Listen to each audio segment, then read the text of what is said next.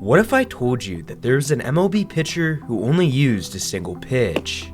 It was thrown over 40,000 times throughout his career, peaked at 69 miles per hour, and dipped as low as just 43. Everyone knew the pitch was coming, but just couldn't even touch it. When he rarely threw his other pitch, his fastball, it was under 20 miles an hour below the league average, and intimidated nobody. That pitcher was the late Tim Wakefield, who became one of the most iconic players ever, all thanks to his signature knuckleball. He became an all-star, two-time world champion, and one of the most loved players of all time. But how was he able to dominate despite being below average in nearly every metric? To truly understand, we have to go back to the beginning of his career. Before even being drafted to the Pittsburgh Pirates, he attended Florida Tech, where he was named an MVP first baseman after breaking the school's home run record. When he finally got into Pittsburgh, they believed that he was a first baseman, though they quickly realized his best role was on the mound as a starting pitcher. He made his MLB debut in 1992, hoping to help them make a run at the playoffs. With the greatest hitter of all time, Barry Bonds, in the midst of hitting free agency, their window of winning was about to close. So, Wakefield had a phenomenal first start against the St. Louis Cardinals, pitching a complete game with 0 earned runs and 10 strikeouts. The craziest part, he threw 146 pitches, a number that is practically unheard of. And he kept doing it, start after start, going at least 8 innings in 5 of his next 6 starts, with a combined 705 pitches thrown. The craziest part, as Wakefield explained it, is every time he pitched, he had no idea where it was going. The hitter didn't know where it was going, and the catcher didn't even know where it was going. He had just tried to heave it down the middle of the plate.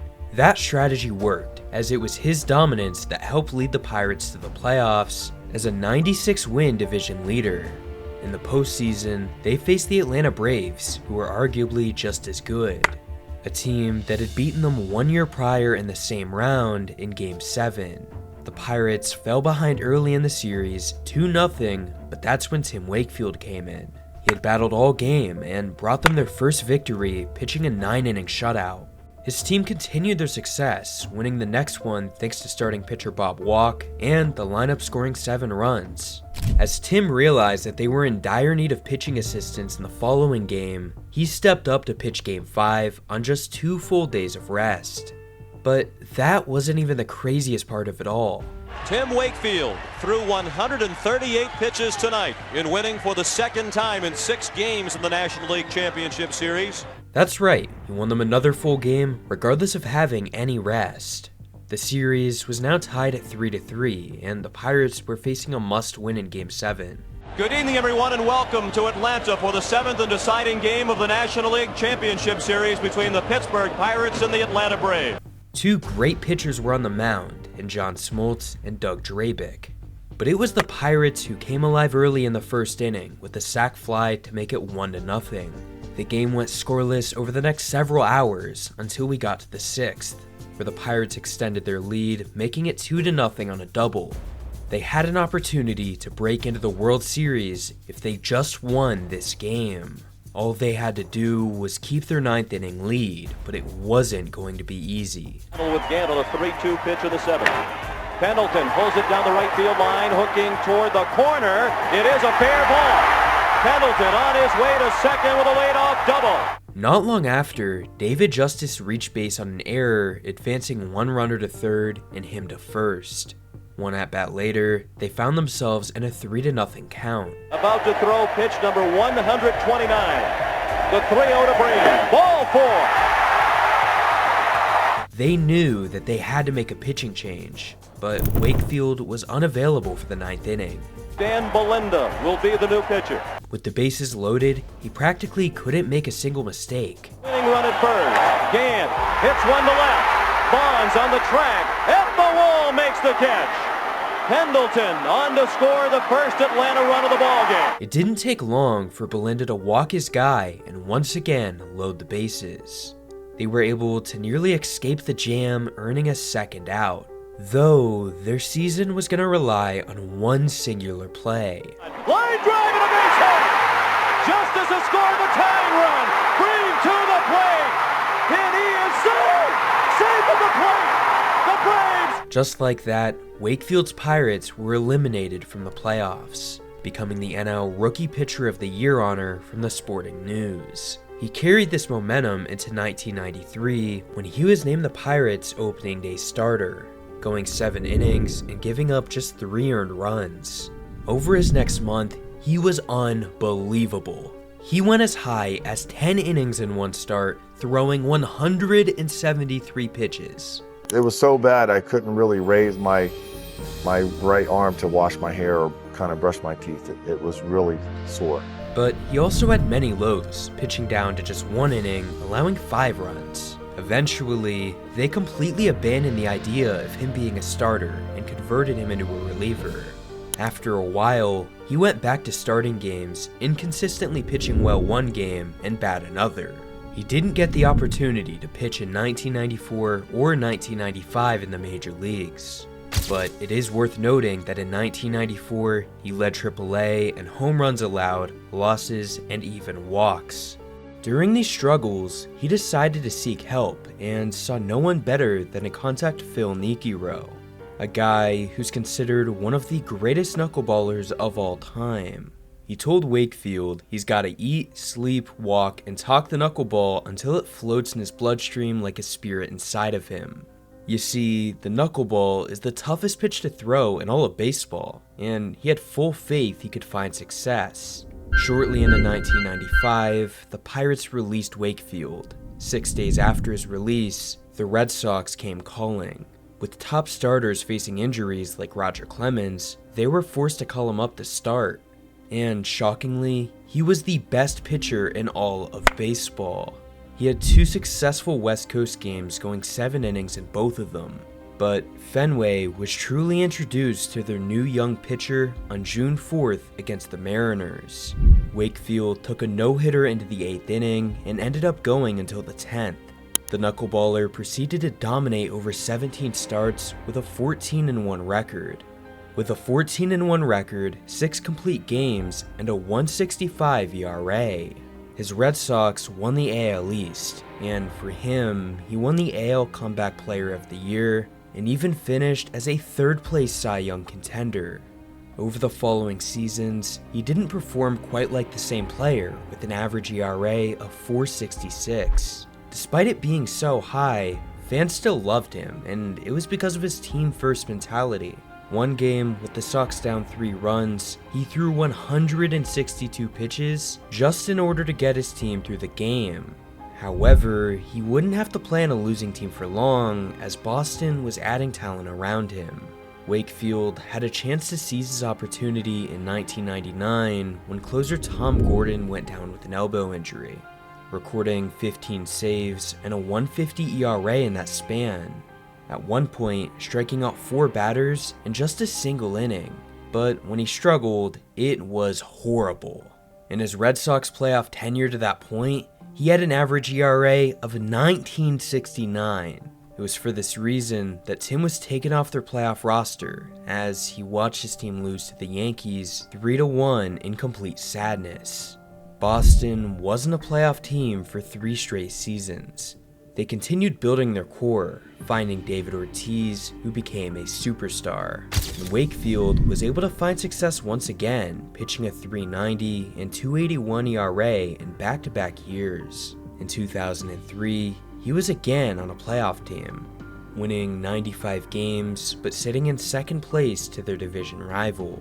As they entered the postseason, they quickly realized it wasn't going to be easy. While they would dominate the Twins in the ALDS, their next matchup against the Yankees was a battle. One that the Red Sox were going to need Tim Wakefield to be on top of his game for. He was getting the nod in Game 1 to start.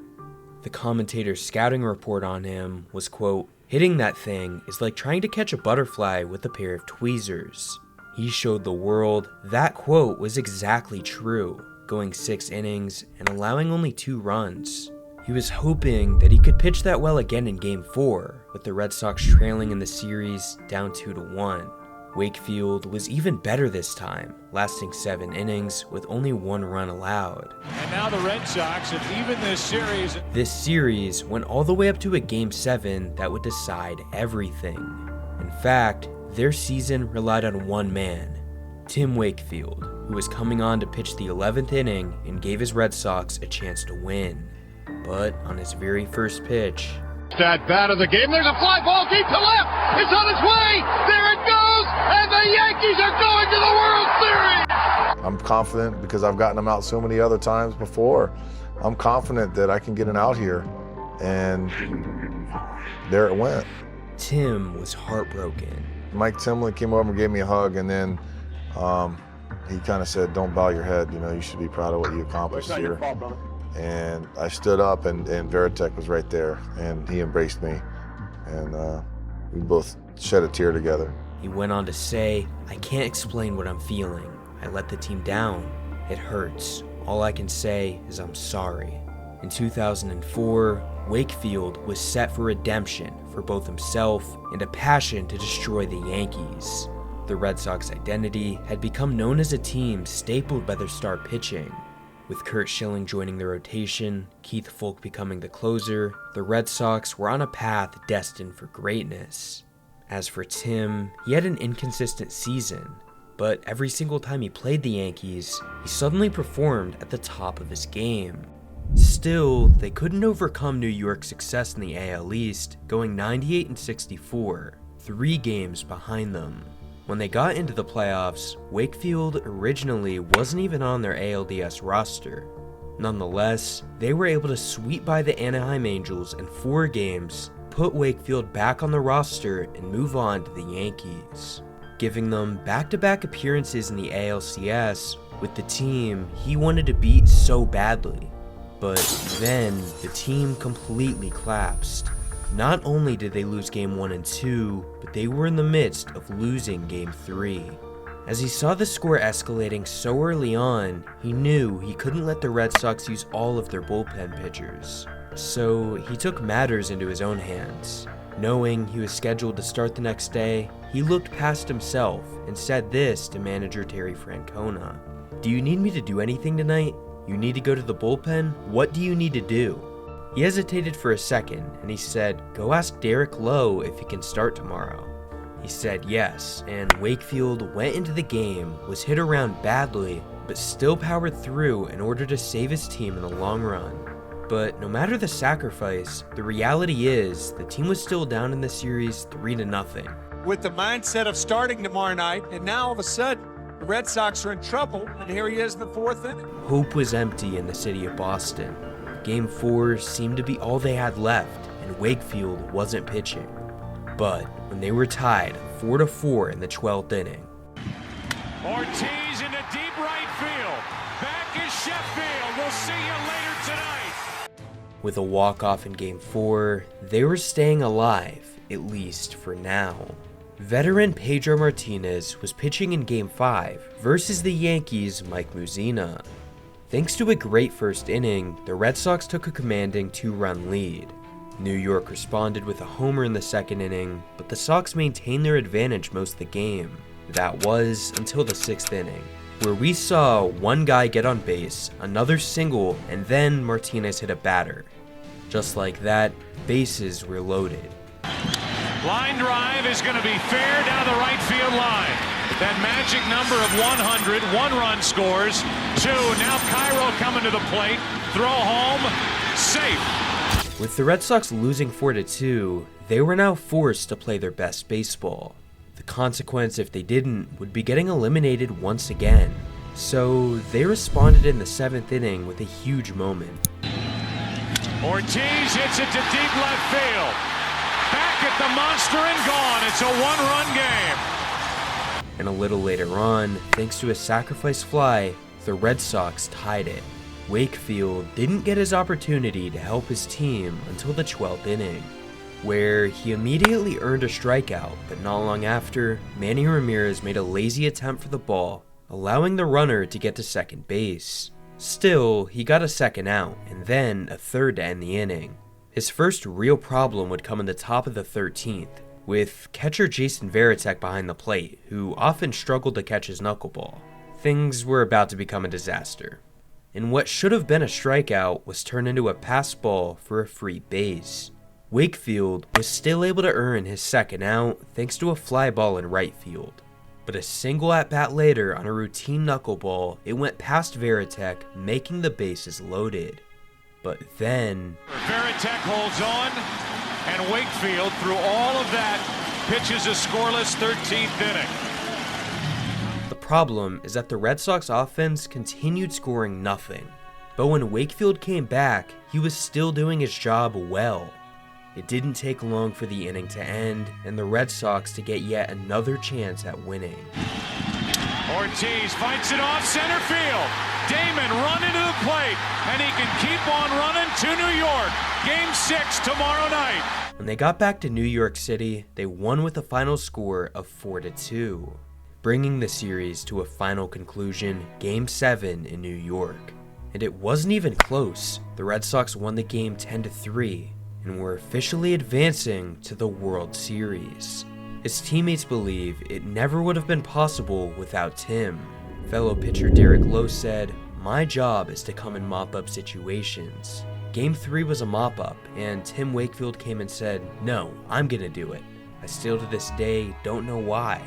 This is the type of leadership that brought him to his first World Series against the St. Louis Cardinals, who had led all of baseball in wins with 105.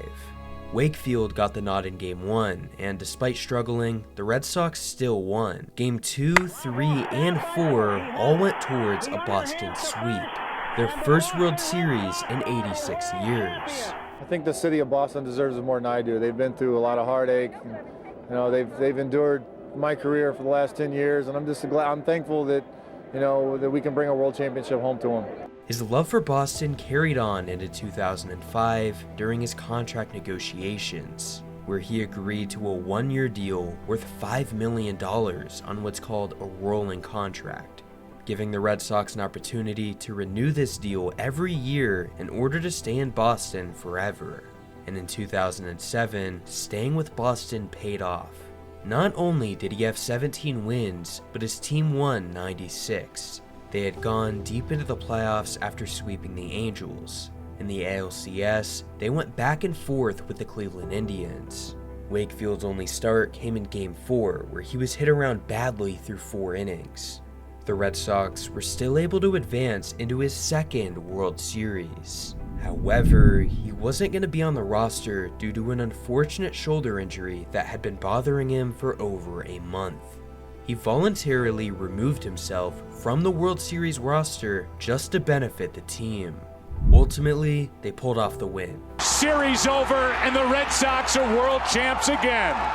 By 2009, he was 42 years old, yet he was still showing flashes, becoming the oldest Red Sox player to pitch a complete game and most starts by a Boston pitcher in their history. It was this type of resilience that made him an MLB All-Star, the oldest All-Star since Satchel Paige. Off the field, he was known to donate money to charity, which is why he won the Roberto Clemente Award in 2010. But on the mound, he wasn't himself anymore.